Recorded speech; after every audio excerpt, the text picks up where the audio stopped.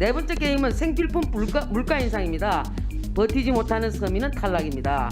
다섯 번째 게임은 비정규직이 정규직화입니다. 버티지 못하는 취준생은 탈락입니다. 청와대의 정서는 너무 괴리되어 있는 게 아닌가 걱정스럽습니다. 그러나 최선을 다하고 있다는 최선을 다하지 말씀드리겠습니다. 그렇잖아요. 어쨌든 동네 김밥집 메뉴판도 이렇게 자주 바뀌지는 않습니다. 동네 김밥집 메뉴판도 이렇게 자주 바뀌면 망해요. 네, 상주 문경 상주 출신 이미자 의원입니다. 존경하는 어기구 의원님께서 정책 질의하자고 하니까 저도 그렇게 하도록 하겠습니다. 자, 비서실장님께서는 오징어 게임 보셨나요? 뭐 조금 빨리빨리 하세요. 건너뛰면서 봤습니다. 봤어요? 네. 요새 지금 막 시중에 패러디가 넘친합니다. 그 중에서 문재인 게임, 이재명 게임도 있습니다. 여러 버전이 있습니다만은 문재인 게임 한 내용을 내가 한번 보여드리겠습니다. 첫 번째 게임은 부동산세 증세입니다. 버티지 못하는 다주택자는 탈락입니다. 요건 뭐 그럴 것 같아요. 두 번째 게임 집값 올리기입니다. 버티지 못하는 무주택자는 탈락입니다. 세 번째 게임은 집합금지 영업 제한입니다. 버티지 못하는 자영업자는 탈락입니다. 네 번째 게임은 생필품 물가 인상입니다. 버티지 못하는 서민은 탈락입니다. 다섯 번째 게임은 비정규직이 정규직화입니다. 버티지 못하는 취준생은 탈락입니다. 이게 지금 시중의 민심입니다. 민심. 그런데 어저께 대통령께서 국회 오셔갖고 시정연설 하실 때 보니까는 엄청나게 깨알자랑 하시던데 너무 민심과 청와대의 정서는 너무 괴리되어 있는 게 아닌가 걱정스럽습니다. 그래서 본 의원은 부동산 관련돼 갖고 좀 자세히 보겠습니다. 문재인 대통령께서 2017년 8월 취임 100일 때에 이렇게 말씀하셨습니다. 정부는 더 강력한 대책도 주머니 속에 많이 넣어두고 있다. 이 주머니가 하근이긴 합니다만은 2019년 11월 국민과의 대화를 통해서 뭐라 했습니까? 부동산 문제만큼은 우리 중국에서는 자신 있다. 이렇게 장담하고 싶다라고 말씀하셨습니다. 그런데 급기야 20년 1월달 신년사를 통해서는 이제 전쟁하겠다고 했습니다. 부동산 투기와의 전쟁에서 결코 지지 않겠습니다라고 했는데 2021년 올해 신년사 뭐라 했습니까? 국민들께 매우 송구한 마음을 했습니다. 실장님도 매우 송구스럽죠, 국민들께. 뭐 아까 제가 말씀드렸습니다. 그렇죠? 문재인 정부 아픈 곳입니다. 예. 예, 송구스럽죠. 그러나 최선을 다하고 있다는 최선을 다하지 말씀드리겠습니다. 송구스럽잖아요. 어쨌든 그리고 근데 국민들은 이렇게 느낍니다. 그 진정성을 못 느끼겠어. 응? 왜? 뭐 2017년에만 해도 6번, 2018년도 5회, 2019년도 7회, 2020년도 6회, 연평균 6번씩입니다. 두 달에 한 번씩 주머니 속에 대책을 꺼내놓으니까 동네 김밥집 메뉴판도 이렇게 자주 바뀌지는 않습니다. 예? 동네 김밥집 메뉴판도 이렇게 자주 바뀌면 망해요. 부동산 전문가들도 뭐랍니까? 도대체 이놈의 정부 부동산 정책 변화를 따라가기 힘들다고 했어요. 예? 그러니까 그게 시장에서 뭐랍니까? 정부는 제발 아무것도 하지 말라. 아무것도 하지 말고 가만히 계시라. 그런데도 불구하고 또 올해 이사 대책 발표했지 않습니까? 문재인 정부의 부동산 정책은 새로 정책이 나올 때마다 새로운 실패를 보여주었고 부동산 시장은 정부 정책에 따라서 집값만 쭉쭉 올라갔다. 이렇게 평가들 하고 있습니다. 저는 한번 살펴볼까요? 참 깝깝합니다. 역대 정권별로 그 주택 인허가 가구 수를 보게 되면은 노무현 정권 때 253만 가구, 이명박 정권 때 228만, 박근혜 정부 때 261만, 문재인 정부 때는 올해 2월 달까지 187만 가구입니다. 인구 감소에도 불구하고 이렇게 늘어나는 것은 1인 가구 때문인데 문재인 정부가 특별히 내줄 것도 없으면서 이게 마치 한 것처럼 얘기하는 부분도 없지 않아 있고, 또 하나는 그 경실련에서 조사한 자료에 따르면은 문재인 정부 3년간 서울 아파트 값이 평균 4억 5천만 원 올랐다고 합니다. 역시 정권별로 보게 되면은 노무현 정부 당시는 94% 올랐고, 김대중 정부 때는 73%, 문재인 정부 때는 53% 올랐습니다. 반대로 박근혜 정부 때는 27%, 김영삼 정부 때는 26%, 이명박 정부 때는 마이너스 13%입니다. 아파트 값 시세 변화도 마찬가지입니다.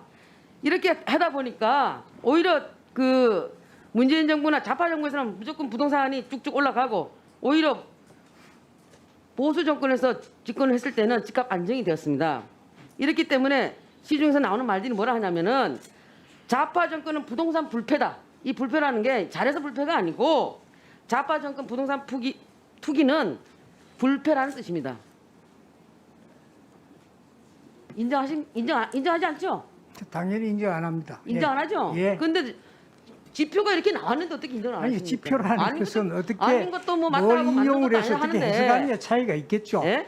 그러면은 하여튼 자. 의원님 그 지표 가지고 설명한 만큼 시간을 주십시오. 그러면. 그러니까 나가시고 사회자님만 달라서 이쪽 사회자님한테 시간 달라세요. 나한테 달라지 마시고. 네, 시장님 자, 그리고 드리겠습니다. 이 그 정부 이사 대책 발표 후에 LH 사태가 터졌습니다.